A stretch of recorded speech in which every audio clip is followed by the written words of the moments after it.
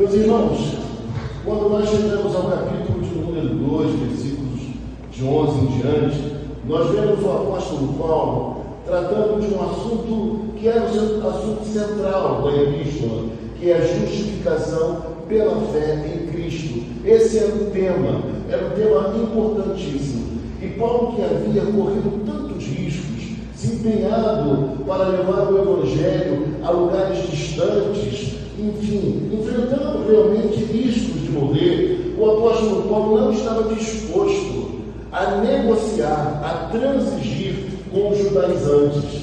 Ele estava imbuído de um propósito de lutar pela fé evangélica, pelo Evangelho do Senhor Jesus Cristo. E isso é maravilhoso da gente observar no líder Paulo, porque Paulo, tendo seu exemplo maior o Senhor Jesus Cristo, Paulo foi um homem que tinha essa competência. Ele estava de fato dedicado, ele estava sério no propósito de lutar pela fé evangélica. E isso é importante em épocas como a nossa, porque vivemos uma época de pluralidade, uma época relativista, onde muitas vozes são ouvidas, muitos pregadores ecoam através da internet as suas ideias. E durante a semana os irmãos me mandam vídeos, eu também envio para alguns irmãos, e a gente fica assim, meu pai, quanta coisa estranha está acontecendo em nosso tempo. Pessoas mercadejando a fé, outras pessoas pregando um falso evangelho e enganando muitas pessoas. E a gente observa que hoje ninguém está tão preocupado mais com a sã doutrina, com o ensino correto. Mas o apóstolo Paulo, ele não era assim. Ele não era de negociar, ele não era de baixar a cabeça, e ele de fato enfrentava os momentos difíceis, porque ele sabia que o seu propósito maior era ser fiel a Deus acima de qualquer coisa. Esse era o seu propósito, custasse o que viesse a custar. E quando nós olhamos para o texto do verso número 11, aparece um personagem chamado Cefas, que eu sei que vocês sabem quem é Cefas. Pedro. Então Cefas era seu nome aramaico. E Cefas veio a Antioquia e Paulo teve que resistir a ele face a face, porque ele havia se tornado repreensível. Por quê, pastor?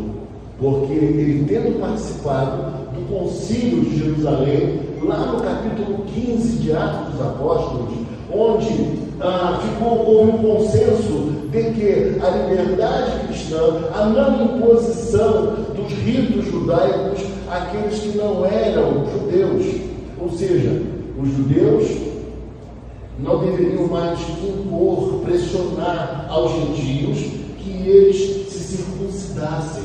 Então essa foi a decisão, que não haveria mais barreira agora étnica, uma nova época chegou, não há mais preconceito, sabe? Então, entre judeu e gentio, entre, por exemplo, aquele que é de uma etnia ou de outra, aquele que fala uma língua ou que fala outra língua, essas barreiras já não existiriam mais. Homens e mulheres também não. Mas só que Pedro precisava ser resistido naquele momento. Porque Pedro, mesmo tendo participado do concílio, tendo falado favoravelmente à liberdade cristã, ele tem uma atitude dissimulada diante da pressão que ele passa a sofrer nessa página, na cidade de Antioquia. Irmãos, mas isso não acontece só com Pedro.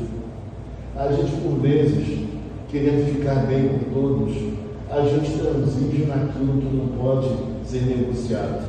A gente, às vezes, abre mão daquilo que a gente entende como verdade bíblica, porque nós temos receio de sermos abandonados, deixados, criticados. E coisa triste é quando o pastor, o pregador, ele deixa de ensinar a verdade por conveniências. Isso é algo detestável aos olhos de Deus. E aí o texto então nos fala assim no verso de número 12, Com efeito, antes de chegarem alguns da parte de Tiago, comia com os gentios. Quando, porém, chegaram, afastou-se e por fim veio a apartar-se, temendo os da circuncisão. Sabe, entrou naquela linha do politicamente correto. Eu quero ficar bem com todo mundo. Peraí, chegaram alguns emissários lá de Jerusalém. Não é que Tiago os tivesse enviado diretamente, mas eles saíram de Jerusalém e foram até Antioquia, levando a mensagem judaizante. Nós temos o que é a mensagem judaizante. É uma mensagem que dizia o seguinte: para você ser salvo por Cristo, você primeiramente precisa se tornar judeu. Então, era como se, na verdade, a mensagem da graça, da salvação somente em Cristo, ela não valesse, ela não fosse suficiente, era necessário se circuncidar. E isso Paulo não podia aceitar jamais. Não existe essa história, irmãos, de nós falarmos assim: você quer ser salvo? Dê dízimo. Você quer ser salvo? Venha à igreja a todos os cultos, senão você não será salvo. Você quer ser salvo? Você tem que cumprir essas obrigações aqui. Você quer ser salvo? Você vai ter que subir ao monte pelo menos uma vez na semana. Essas coisas todas, elas já estão vencidas e ultrapassadas. Elas são manipulações humanas. Muitas dessas coisas, elas devem ser praticadas por nós. A liberalidade financeira, ofertarmos, dizimarmos, virmos à igreja, tudo isso é bom e deve acontecer conosco.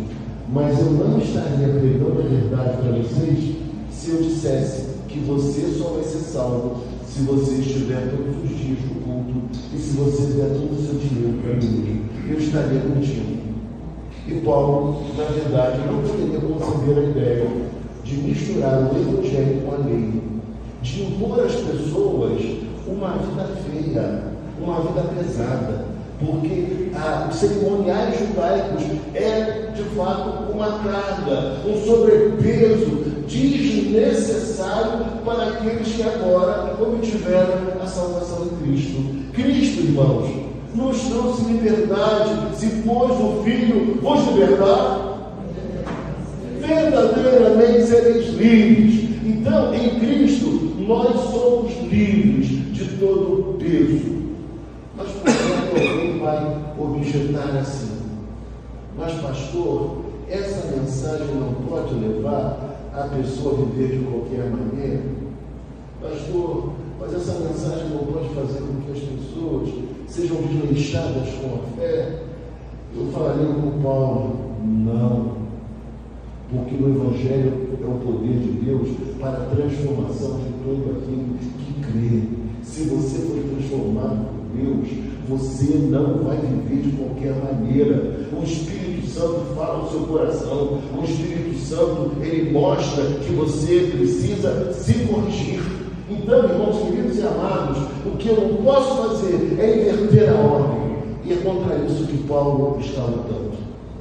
E o texto então nos fala, irmãos, que quando eles chegaram em Jerusalém, Paulo, que vinha comendo, bebendo, entrando na casa, comendo coisas inclusive que não eram kasher ou kosher, porque o judeu tem uma dieta, a sua comida ela é toda especial, tem que passar pela inspeção do rabinato, é uma série de leis, de costumes. Mas só que Pedro estava tranquilo em Antioquia, comendo, entrando na casa das pessoas, sem nenhuma barreira étnica em relação àqueles que eram gentios. Mas quando chegaram aqueles que vieram de Jerusalém, que eram judaizantes, sabe o que aconteceu? Ele temeu. Olha que coisa. E ao temer, o que ele faz? Ele vai sorrateiramente se afastando, se distanciando dos gentios, porque ele não queria ficar mal com os judaizantes. Era isso que estava acontecendo ali. Então ele se aparta, porque ele está temendo aqueles que eram da circuncisão. Irmãos, por vezes a gente acha assim: Eu disse, a gente age assim, às vezes, não só no âmbito espiritual, mas até mesmo na vida profissional, às vezes, nós somos premidos pelas circunstâncias e temos algumas atitudes muito parecidas com essas, né? Mas Paulo era autêntico e Paulo não podia deixar de falar a verdade, até porque a verdade, quando falada em amor e visando a recuperação do outro, é aquilo que nós mais precisamos fazer. Porque se nós negarmos a verdade a alguém, essa pessoa poderá se estragar, ela poderá se perder eternamente.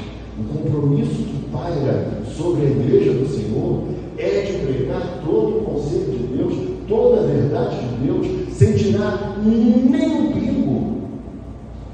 Na sequência, o texto nos diz então, versículo 13: e também os demais judeus que se movaram com ele, a ponto de o próprio Barnabé ter se deixado levar pela dissimulação deles. O que o versículo 13 nos mostra?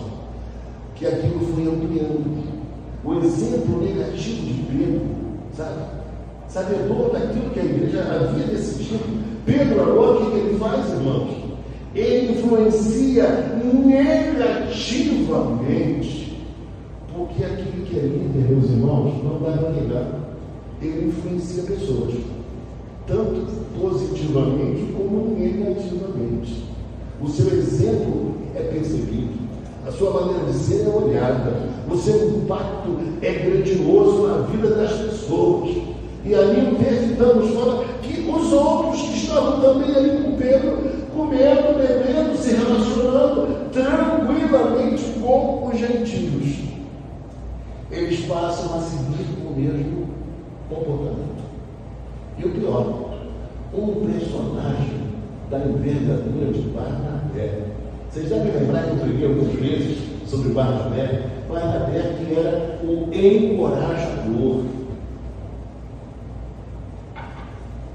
Barnabé que foi importantíssimo na vida de Paulo. Pegou Paulo pela mão e levou até o colégio apostólico. Eu sei que esse homem de fato se converteu.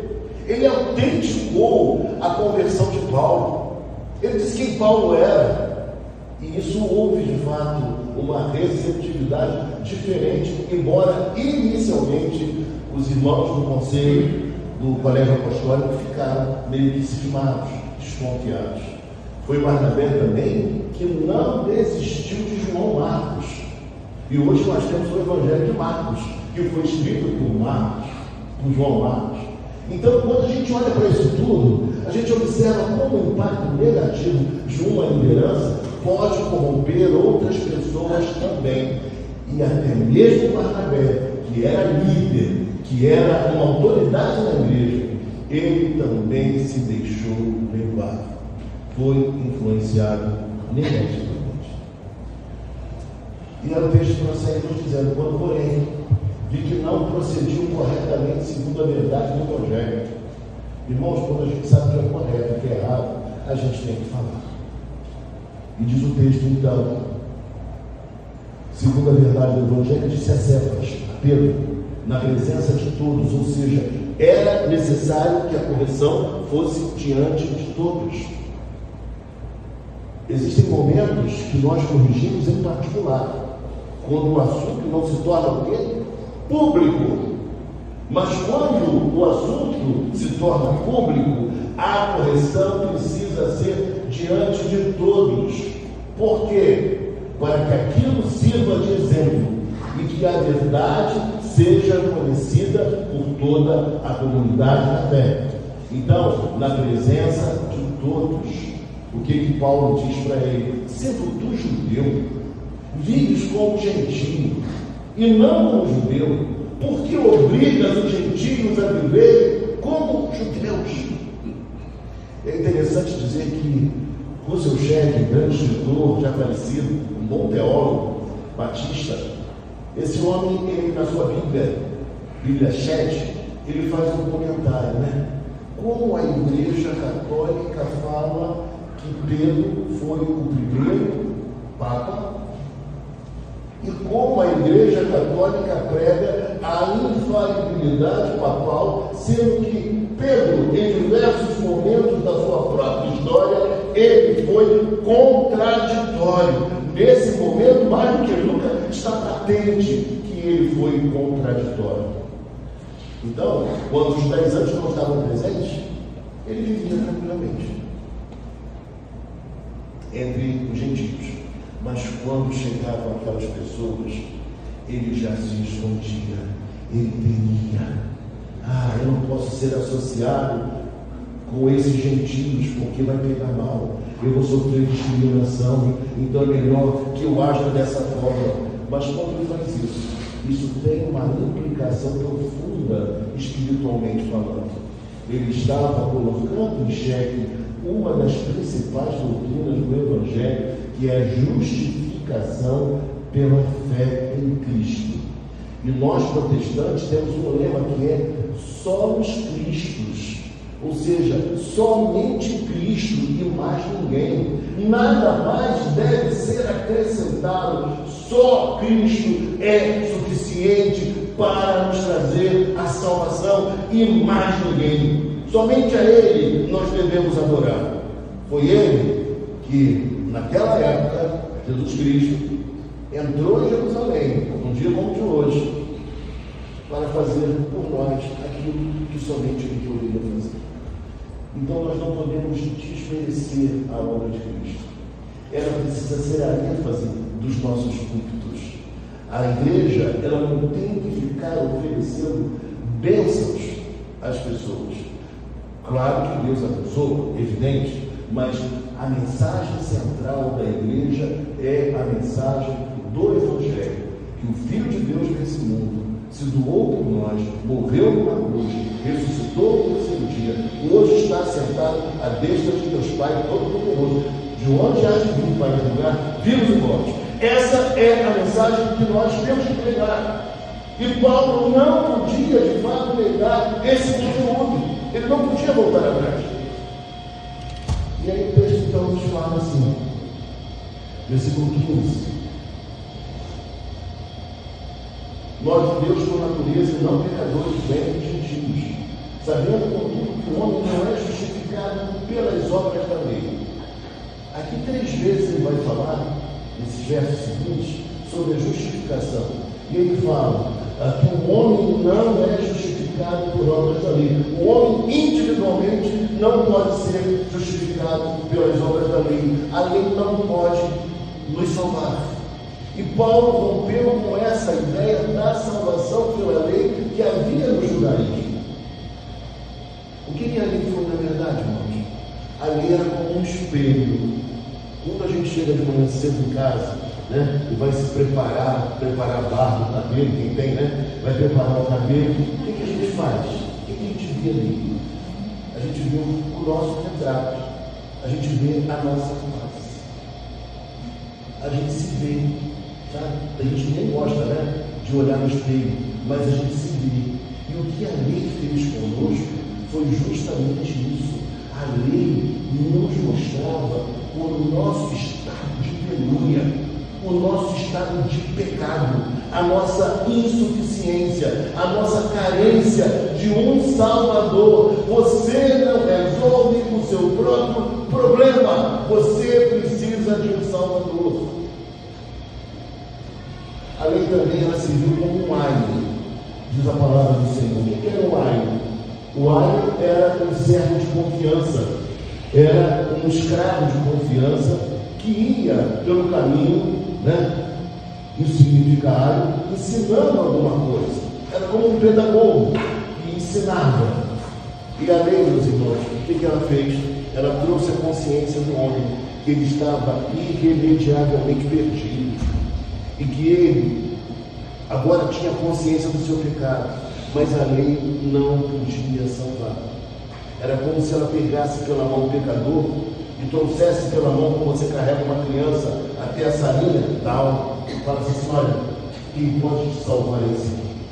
Só esse aqui pode te salvar. Nós concedemos a você a consciência do seu estado de pecado, mas nós não resolvemos o seu problema. A lei não pode salvar. Só existe um que é Salvador, e esse é Jesus Cristo.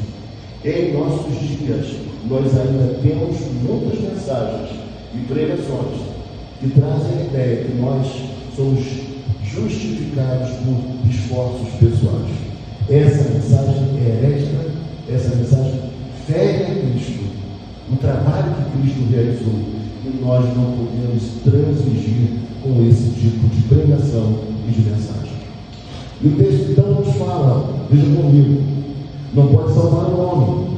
E veja mais, também temos crido em Cristo Jesus, para que fôssemos justificados pela fé em Cristo e não por obras da lei, pois por obras da lei ninguém será justificado.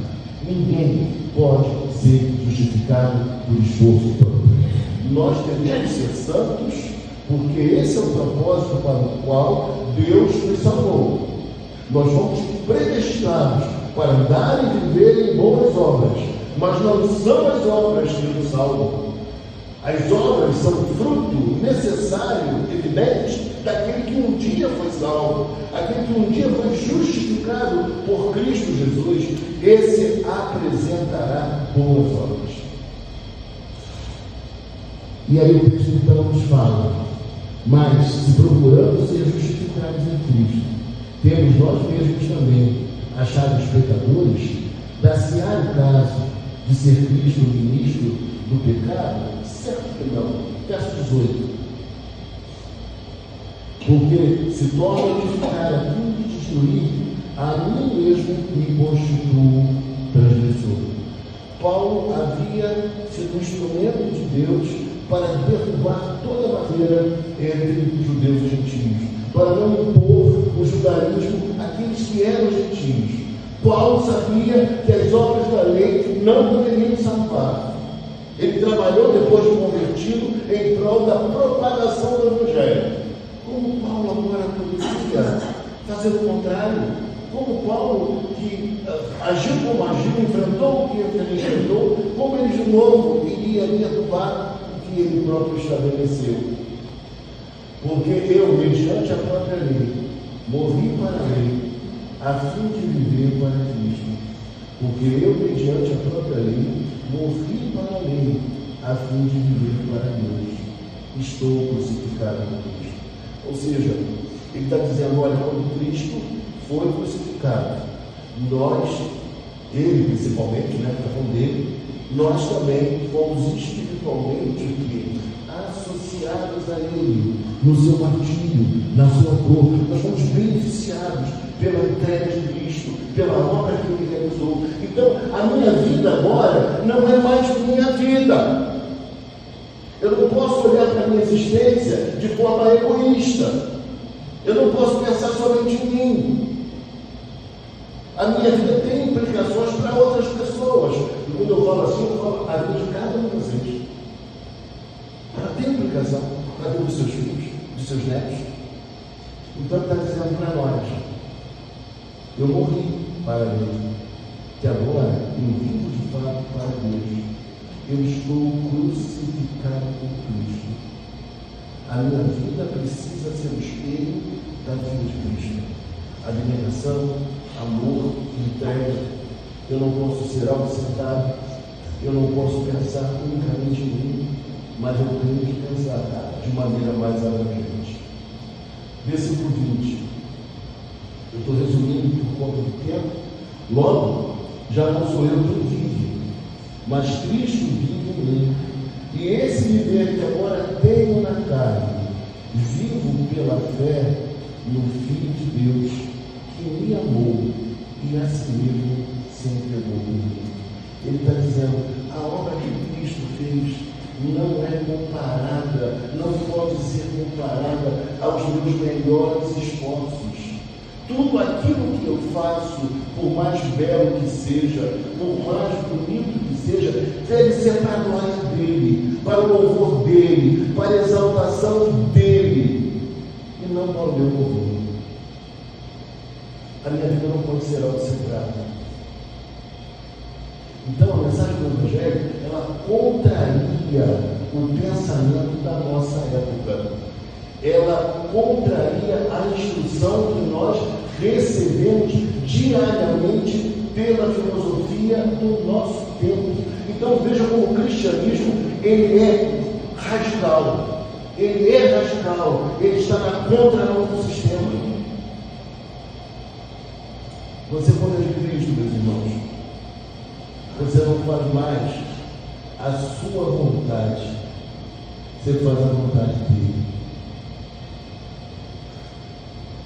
Você, quando é de Cristo, a sua vida não te pertence mais. Você está a serviço de Deus. Tudo que você pertence, tudo que a ti pertence, humanamente falando, não é seu, mas é dele. É para a glória dele, é para o louvor dele. Onde quer que você habita, está chegando ali a luz de Cristo, e essa responsabilidade paira sobre você e sobre mim. Todos vão olhar para você e vão dizer: é um cristão. Eu preciso viver da maneira como Cristo viveu. Mas Paulo está indignado porque estão desviando a mensagem de Cristo. Estão colocando Cristo como insuficiente para a salvação e as obras ocupando um lugar de proeminência na salvação do indivíduo. Versículo final, versículo 20, o texto diz assim: não anule a graça de Deus. Ou seja, se há mérito, não há graça. E se há graça, não há mérito. Grave nisso. Se há graça, não há mérito. E se há mérito, não há graça. Graça é favor imerecido. Eu não mereço. Mas se eu mereço, se minhas obras podem colaborar na salvação, e não somente Cristo, já há merecimento da minha parte. E a Bíblia fala de maneira clara, irretorquível: não há mérito. Mas o problema é que a gente quer ser visto como pessoas perfeitas, pessoas maravilhosas, quase merecedoras da salvação. Irmãos, nenhum de nós merece a salvação. O que nós merecemos é a perdição eterna. Ai de nós, se não fosse a obra de Cristo Jesus por nós na cruz do Calvário. A melhor pessoa que você possa encontrar na face da terra, ela não tem a condição de se salvar. Um dia ela vai se encontrar com Cristo, e somente a graça de Deus poderá salvar. Vamos ser honestos conosco. Quando a gente olha para dentro de nós, numa comparação com Pedro, o que Pedro fez, a gente fala assim: quantas vezes eu não fui parecido com Pedro? Quantas vezes eu não fui contraditório? Quantas vezes eu não quis ficar bem na fita? Quantas vezes eu não temi algum prejuízo que eu poderia ter? E por conta disso, era mais conveniente eu não tomar posição, eu não falar aquilo que realmente eu acreditava com base na Bíblia Sagrada. Irmãos, a coisa aqui é séria, como a nossa vida é séria também.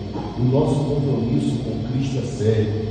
E Paulo entregou-se por inteiro a Cristo e viveu para Cristo, porque havia no seu coração uma imensa gratidão a Deus por ter Cristo se revelado a ele na estrada de Damasco.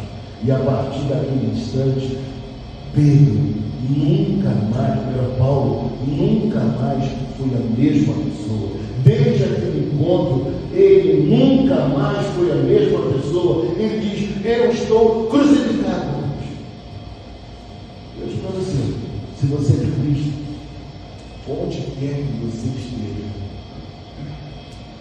vão saber que você é. Onde quer que você esteja, vão perceber que você é crente. Não dá para esconder.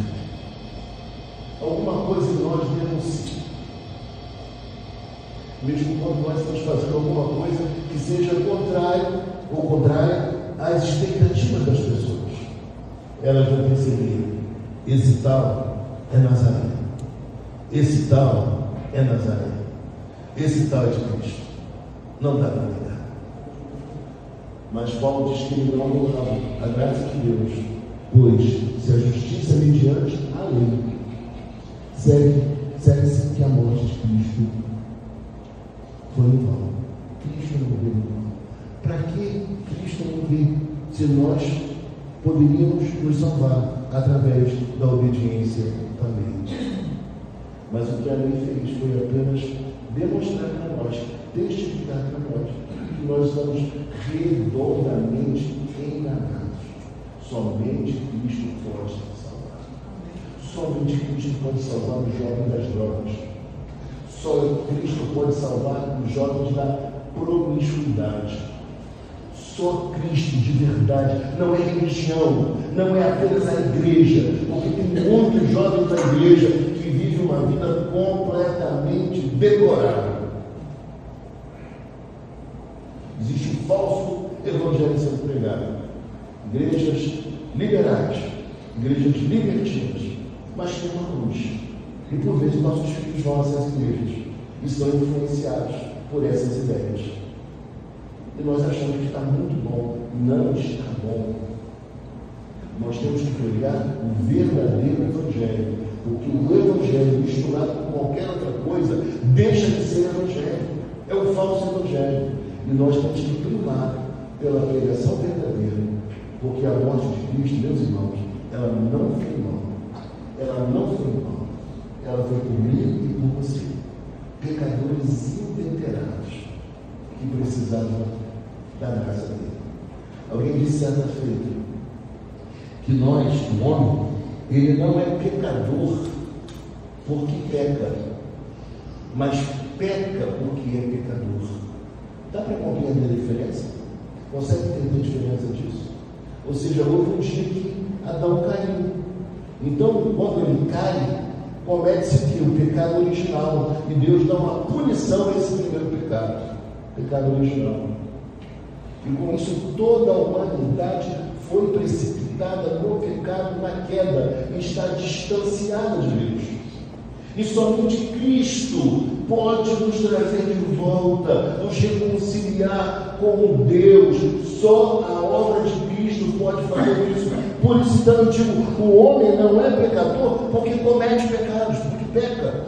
Mas ele peca porque ele já tem uma natureza propensa ao pecado. É a natureza caída. E assim, irmãos, é o ser humano, contraditório. E assim é o ser humano, que por vezes chateia quando o evangelho de verdade é pregado, porque o evangelho nos confronta. Mas nós precisamos fazer como Paulo fez aqui. Cenas, Pedro precisava ser repreendido. Mas quando nós abrimos lá em 2 Pedro, capítulo 3, versículo 15, nós verificamos que Pedro reconhece que Paulo era um homem de valor e era um irmão amado. Um irmão amado e um homem de valor. E isso prova para nós que no coração de Pedro, embora repreendido no seu estilo de vida defeituoso, segundo a pregação do Evangelho, porque ele abriu mão da verdade, negociou a verdade para estar bem com as pessoas, Pedro não levou aquilo para o coração. Ele não ficou magoado eternamente com Paulo. E quando chega em 2 Pedro, ele diz: olha, que ele é meu amado irmão, que ele é valioso, ele é valoroso, que ele é uma pessoa que trabalha para Deus. Ele reconhece o valor. E assim devemos ser nós. Quando alguém nos corrigir, quando alguém nos ensinar o Evangelho de verdade, por mais que não seja aquilo que nós gostaríamos de ouvir, a gente precisa reconhecer que essa pessoa nos ama, que essa pessoa está sendo leal a nós, fiel a Deus, que essa pessoa quer o nosso bem. E precisamos reconhecer isso. E tal coisa só é possível em homens e mulheres que são cheios do Espírito Santo. Esses não vão guardar ressentimento. Esses não vão fazer isso, porque sabem que a verdade precisa ser anunciada, custe o que custar, para o nosso próprio bem. Vamos então, irmãos, nos preparar para o momento da Santa Ceia. Eu quero pedir já aos músicos que fiquem preparados. Quero convidar os nossos presbíteros presentes, presbítero José Maurício, presbítero Isaías, presbítero Alfredo Mendonça também, e o reverendo Ricardo, que esteve aqui conosco, na frente.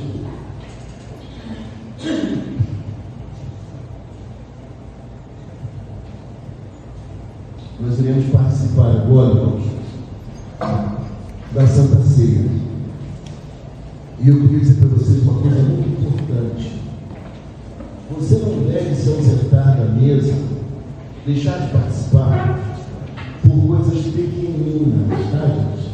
Porque às vezes nós deixamos de participar da Santa Ceia por coisas pequeninas.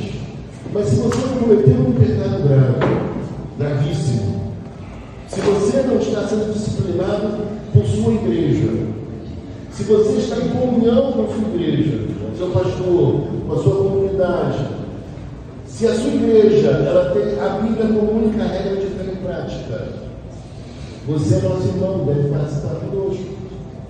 Bom? Porque eu já vi gente não participando da Santa Ceia, irmãos, por motivos tão banais. Uma discussão do neto. Uma coisa boba. E não devemos pensar assim. Precisamos crescer, sermos maduros.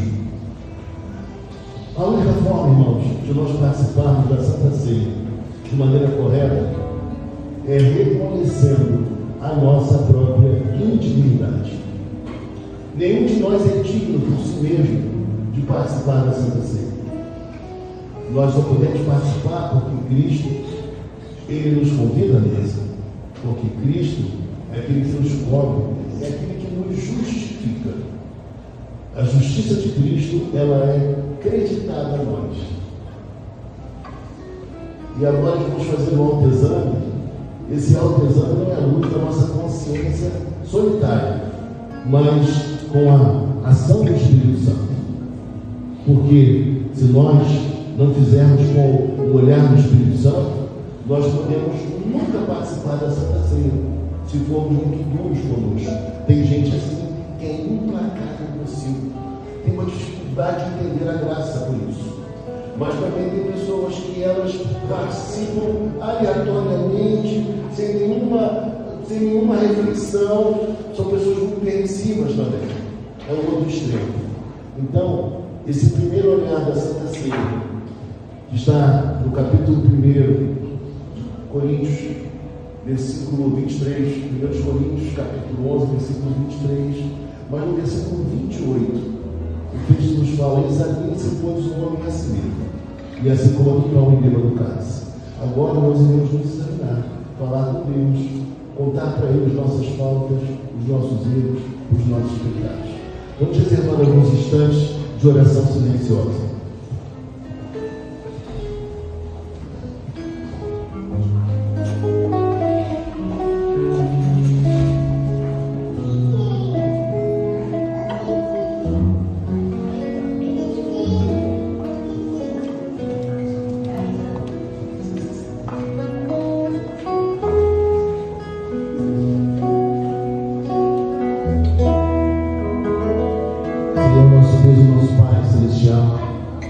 Nós queremos, Pai, confessar as nossas faltas, reconhecer, ó Pai amado, que não foi só Cefas quem pecou e se tornou repreensível. Nós, por vezes, agimos a semelhança de Pedro, porque não dizer até pior. Nos ajuda, Senhor Deus, a viver a nossa fé de forma coerente, a prosseguir, ó Deus, e conhecer o Teu Evangelho, a viver o Teu Evangelho. Perdoa, Pai, os nossos pecados. Pecados que cometemos, Pai amado, por pensamento, por palavras, por ações e por omissões, Pai. Pedimos perdão a Ti. Nos ajuda a lembrar agora, Pai, até mesmo aqueles pecados mais escondidos. Nos ajuda também, Pai, a vencer aqueles erros, aquelas transgressões que são corriqueiras em alguns casos. Por favor, Pai, te pedimos perdão nessa hora. É assim que nós choramos, Pai. Deus, o pão e o vinho estão aqui, Pai, à mesa, consagrados Ó Deus querido, sabemos que o pão e o vinho alimentam o nosso corpo físico, mas a tua presença espiritual aqui em nosso meio, neste lugar, é poderosa para fazer grandes coisas em nosso interior, Pai. Por isso nós te louvamos por essa presença augusta, maravilhosa, sublime, por essa doce presença do Senhor entre nós, Pai. Obrigado. Obrigado por tua grande salvação que nos alcançou. Obrigado, Pai, pelo perdão de pecados. Obrigado pela justificação que Cristo realizou por sua obra, Pai. É assim que nós choramos e desde já te agradecemos. Amém. Enquanto nós estivermos distribuindo os elementos, nós cantaremos o número 260 no vídeo. 260. Enquanto nós estivermos distribuindo os elementos da Santa Ceia.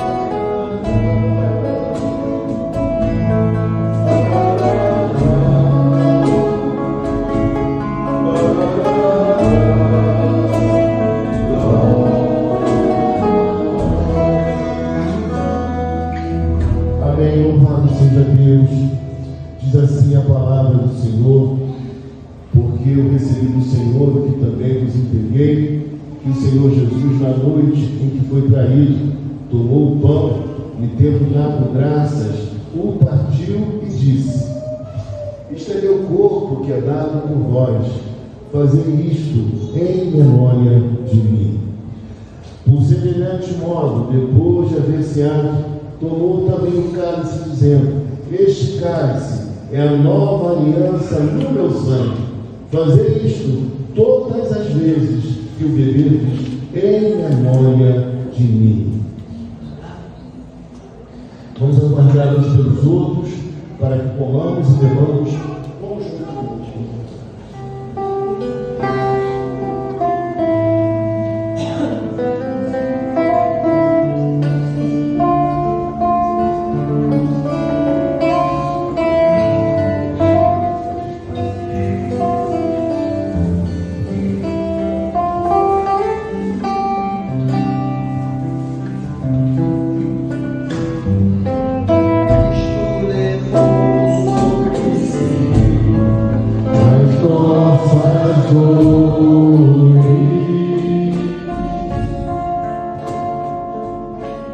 Ele levou sobre si as nossas transgressões,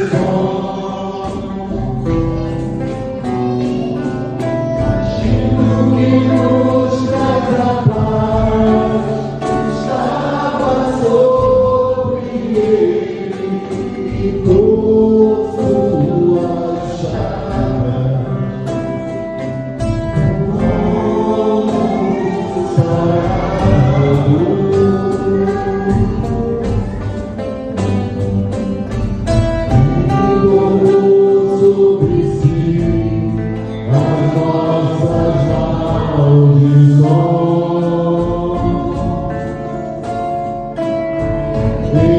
sofreu para que tivéssemos perdão.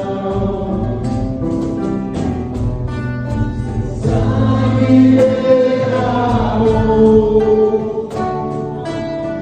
para nos resgatar das trevas e nos lavar de toda vida,